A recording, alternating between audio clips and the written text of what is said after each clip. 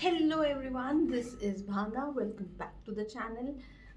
So we'll be discussing the tax residency in this particular video, and we're just focusing on to the income tax part. We are not discussing sales tax or property tax, gift or estate tax, nothing. It's just purely all for the income taxes with respect to the United States. Okay, before I actually jump onto the topic, the first thing is that we need to really understand what exactly is the tax residency.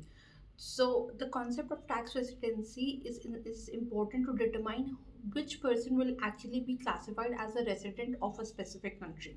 Okay, so every country, whenever they have their income tax laws over there, this is a very important point, because if you are not knowing that how should you tax the person, whether he'll be a resident or non-resident, what income you'll be taxing. Okay, so before I go deep dive into it, just let me take a step back and try to give you a logical concept what exactly is. So tax residency means if a person will be classified as a resident or not. Now, why it is important? The reason for this is that a resident is taxed on its worldwide income. Okay, so if you're talking from the concept of the United States, if a person is a US tax resident, then his entire income will be taxed, whether or not he has earned it from United States or not. Even if he has earned it from any other country, he needs to pay tax on it in the US. Okay. And if a person is a non-resident, then he needs to pay the taxes only on the income which is earned from that country. So this is very important to understand that if a person will be a resident or not. That's what is called as tax residency. Now, coming on to the US law, US ground, who is exactly a tax resident? So basically, there are two tests. But before I go into those two tests, what my practical experience says that how I determine the tax residency, and we're talking about the individuals. Okay, so the first thing is I see if a person is a US citizen or not. If a person is a US citizen, then as per the US tax law, he will automatically become a tax resident. Okay, so the first category is what I look is if a person has a US passport, because US passport means he is a US citizen. Okay, in case if he is not even having US passport, I generally ask that if he is a US citizen or not. If he is a US citizen, no matter if he's staying in United States or if he is staying outside United States, he will be taxed in the US. Okay, and he'll be taxed on worldwide income. Now, the second category comes, of course, all the other people who are not US citizens. That means they are citizen of some other country.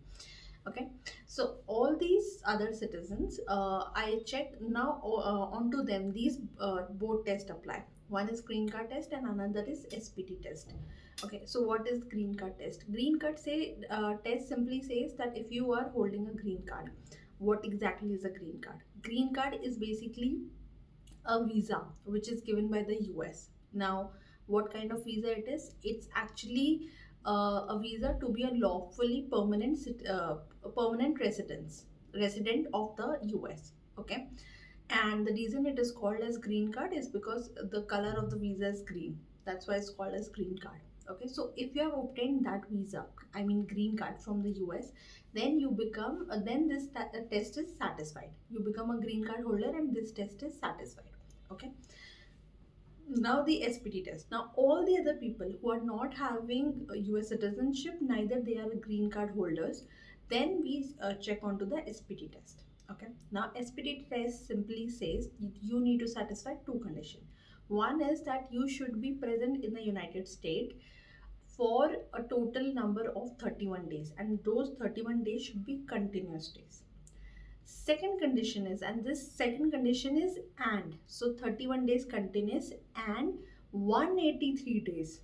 Okay, and 183 days present in US, which includes all the number of days in the current year, one third number of days in the first preceding year, and one sixth number of days in the second preceding year.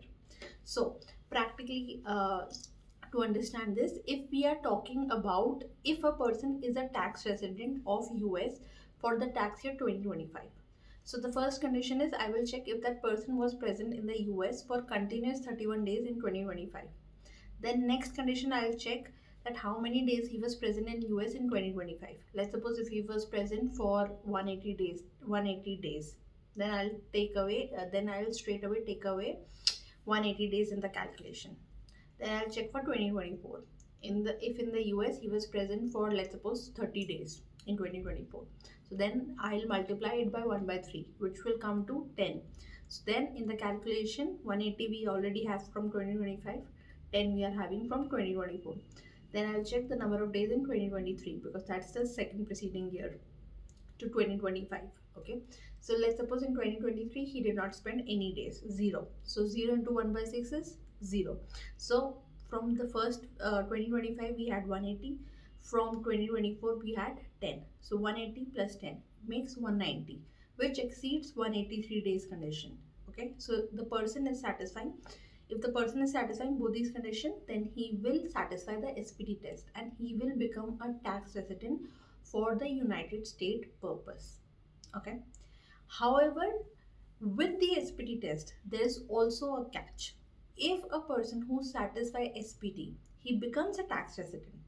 But US has also provided exception to the SPT test. What does that mean? That basically means that if a person is present in US, even though he is satisfying SPT, still because of his visa status, because of him holding a particular kind of visa, he is exempt from SPT. So he might satisfy it, but he will not classify as tax resident because that particular visa is exempted. This particular exemption of the SPT is covered under my another video, which you can visit. I have given the link below in the description, so you can check that out. What are the different visas which are considered for the SPT, which are not considered for the SPT.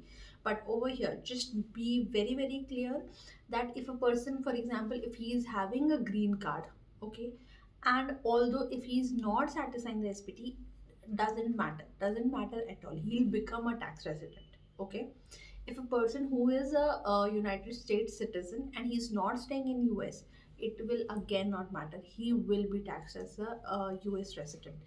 So, and for the other visa holders, as I said, you would need to check what are the exception, what are the exception. If they are falling under the exception, then definitely they can be classified as a non-resident. If not, then they will be classified as US tax resident. And once you are US tax resident, you will be taxed on the worldwide income. So that's all for today. We'll catch up soon on the next video. Thank you.